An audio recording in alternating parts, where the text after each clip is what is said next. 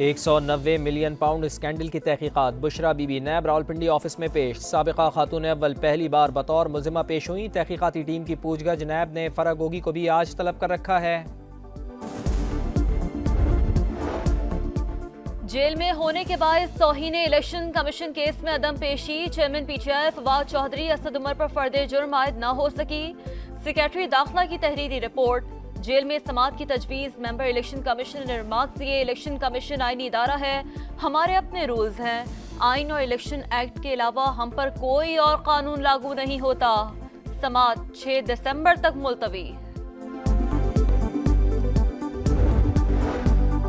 Money laundering کی تحقیقات میں اہم پیش رفت، چودھری پرویز الہی اور مونس الہی کے خاندان کے تمام بینک اکاؤنٹس منجمد، ایف آئی اے نے 100 سے زائد کمپنی اور پرسنل اکاؤنٹ سیل کیے، احتساب عدالت سے مونس الہی کے ناقابل ضمانت وارنٹ گرفتاری بھی جاری، اشتہاری قرار دے کر ریڈ نوٹس جاری کروانے کا فیصلہ۔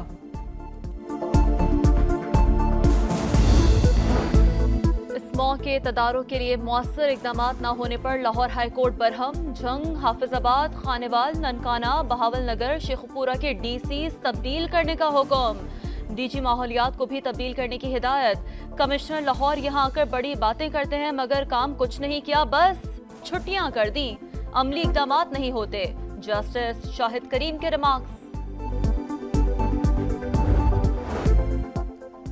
اسٹاک مارکیٹ نئی بلندیوں پر، ایک اور تاریخی ریکارڈ قائم، 100 انڈیکس پہلی بار 56,000 پوائنٹس کی حد عبور کر گیا، ٹریڈنگ کے دوران 1,000 سے زائد پوائنٹس کا اضافہ، عالمی منڈی میں خام تیل کی قیمتیں نیچے آنے کا مثبت اثر، مذاکرات میں آئی ایم ایف کے مثبت رسپانس سے بھی سرمایہ کار پر اعتماد، انٹر بینک میں ڈالر 47 پیسے مہنگا، 287 روپے 50 پیسے پر ٹریڈ۔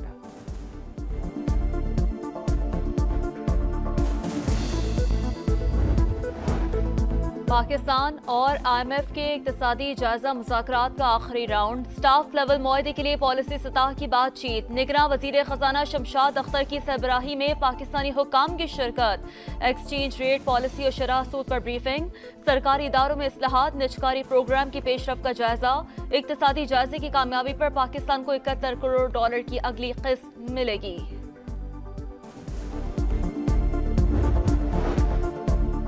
آئین، قانون یا رولز آف بزنس میں مردم شماری کی منظوری کا کیا طریقہ ہے؟ سپریم کورٹ نے جواب مانگ لیا، اٹارنی جنرل اور ایڈوکیٹ جنرل کو بھی نوٹس جاری، جسٹس اعجاز الاحسن نے ریمارکس دیے، بلوچستان حکومت نے تو مردم شماری نتائج پر اعتراض نہیں کیا، آرٹیکل 154 کے تحت صرف حکومت ہی نتائج چیلنج کر سکتی ہے، سماعت آئندہ ہفتے تک ملتوی۔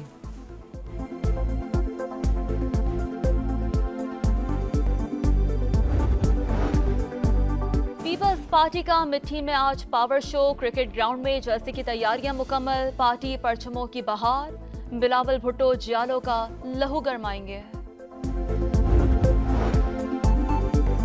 خیبر پختونخوا کے نگراں وزیر اعلیٰ ارشد حسین نے ذمہ داریاں سنبھال لیں، وزیر اعلیٰ سیکریٹریٹ پہنچنے پر پولیس کے چاق و چوبند دستے کی سلامی، کابینہ کچھ دیر میں حلف اٹھائے گی، نگراں وزیر اعظم اور وزیر اعلیٰ کی 4 سدہ میں اعظم خان کی رہائش گاہ آمد، انتقال پر اہل خانہ سے اظہار تعزیت۔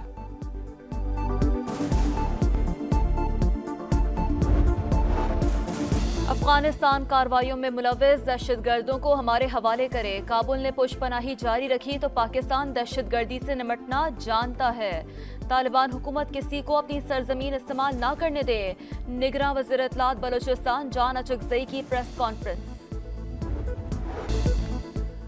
غزہ میں ایک اور انسانی المیہ، اسرائیل کی شدید بمباری سے میتوں کو منتقل کرنا بھی ناممکن، اسپتالوں میں جا بجا بکھری لاشیں، عالمی طاقتوں کے منہ پر تماچا، لاشوں کو منتقل کرنے کے لیے آنے والی ایمبولینسز بھی صہیونی جارحیت کا شکار۔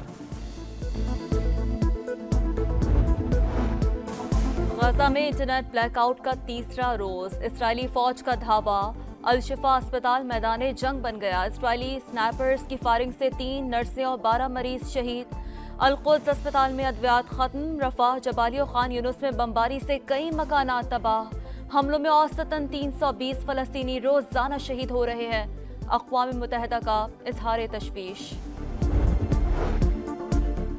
غزہ میں پہنچنے والی امداد آٹے میں نمک کے برابر، گزشتہ روز صرف 76 ٹرک رفح کراسنگ سے غزہ میں داخل، ایندھن کے ٹرکوں کو اجازت نہ مل پائی۔ الشفا اسپتال انتظامیہ نے 300 لیٹر پیٹرول کی اسرائیلی پیشکش ٹھکرا دی، اس پیٹرول سے آدھے گھنٹے کی ضروریات بھی پوری نہیں ہو پائیں گی۔ امداد عالمی اداروں سے لیں گے، اسرائیل سے نہیں، الشفا اسپتال انتظامیہ کا دو ٹوک موقف۔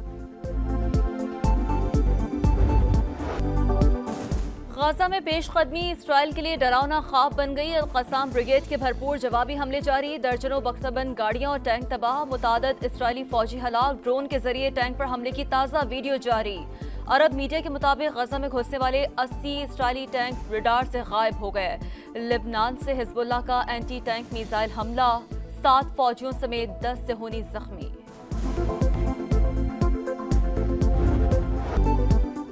غزہ میں اسرائیلی مظالم کے خلاف دنیا بھر میں احتجاج، ایمسٹرڈیم میں فلسطین سے اظہار یکجہتی کے لیے بڑی ریلی، ہزاروں افراد سڑکوں پر، کلائمیٹ ایکٹیوسٹ گریٹا تھنبرگ کی فلسطینی مفلر پہن کر شرکت، مائک چھیننے کی کوشش کرنے والے شخص کو اسٹیج سے اتار دیا گیا۔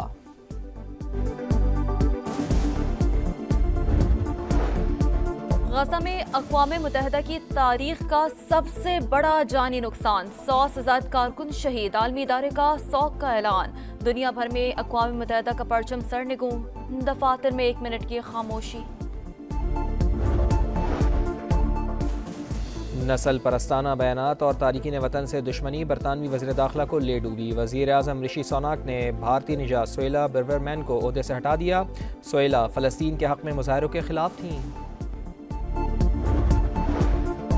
ڈیفنس میں خوفناک حادثے کے بعد لاہور پولیس متحرک، 18 سال سے کم عمر ڈرائیورز کی گاڑیاں بند کرنے کے احکامات، والدین کے خلاف کارروائی ہوگی، شہر میں 190 مقامات پر ناکہ بندی، چیکنگ جاری۔ بولنگ کوچ مورنی مارکل اور پاکستان کرکٹ بورڈ کی راہیں جدا، مارکل نے پی سی بی کو استعفیٰ بھجوا دیا، مارکل کا پی سی بی سے 6 ماہ کا کانٹریکٹ جون میں ہوا تھا۔ عالمی کپ میں شرکت کے بعد کرکٹ ٹیم کے کپتان بابر اعظم لاہور پہنچ گئے، ایئرپورٹ پر شائقین نے پاکستان زندہ باد کے نعرے لگائے، قومی ہیرو کے ساتھ سیلفیاں بھی بنوائیں۔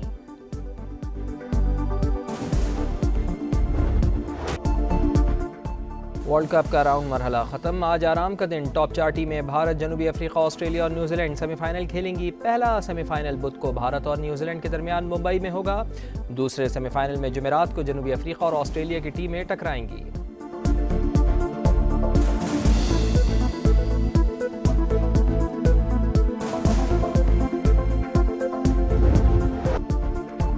اور موٹو جی پی کے چیمپئن کا تاج کس کے سر سجے گا؟ موٹو جی پی چیمپئن شپ فیصلہ کن مرحلے میں داخل، ریس کا 18واں مرحلہ اٹالین رائیڈر لا بیسٹا نے جیت لیا۔